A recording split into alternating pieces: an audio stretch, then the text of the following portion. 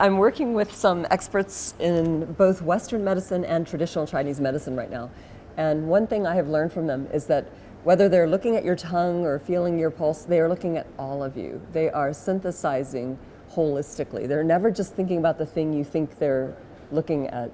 Whereas in Western medicine, it's like it's just the heart rate, not the 29 other things around it. And I think we do tend to look just at the cyst and not at the system. And if we looked at the whole system, we would quite possibly be able to prevent more things from getting worse and maybe even keep people healthy, have a real health system focused on keeping people healthy instead of just treating pain and treating disease. Our focus right now is on harnessing the power of big data, and especially data that we can sense from the surface of the skin, to learn what is changing in their bodies that can be used to forecast changes in their health.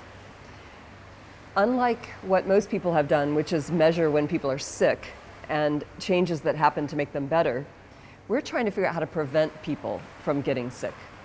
With this wristband, we're measuring electrical changes in the surface of the skin that go up with the neurological activation of your fight or flight response.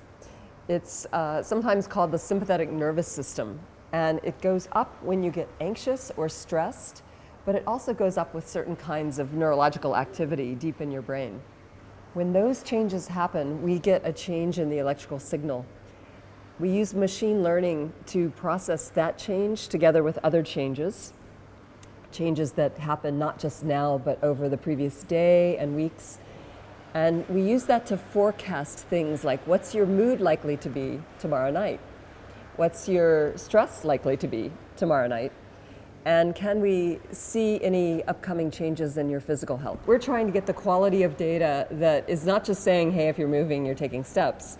We're trying to get the kind of data that neurologists and medical experts can trust, that it's telling them exactly what we say it's telling them. The first market that we are focused on really hitting right now is the market where people need somebody to come to check on them when they lose consciousness and have an event like a grand mal seizure.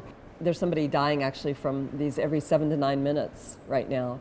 And if somebody were there at that moment when they have it, they're significantly less likely to die. The hard thing is the big companies are mostly interested in the big consumer market, the things that are just kind of fun and cool. And yes, that's a bigger market.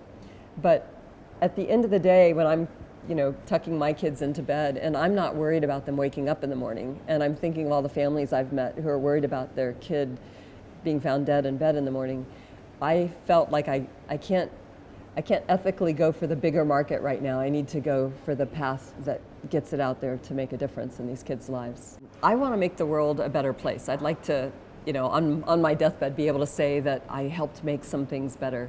And as I meet people whose lives are really tough, and I see in the lab we have something that could make it better, I feel compelled to get that technology into a form that it actually is out there making their lives better.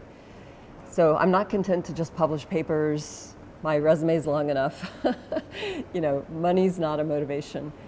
But seeing a life changed, that's worth much more than any price you can put on anything else.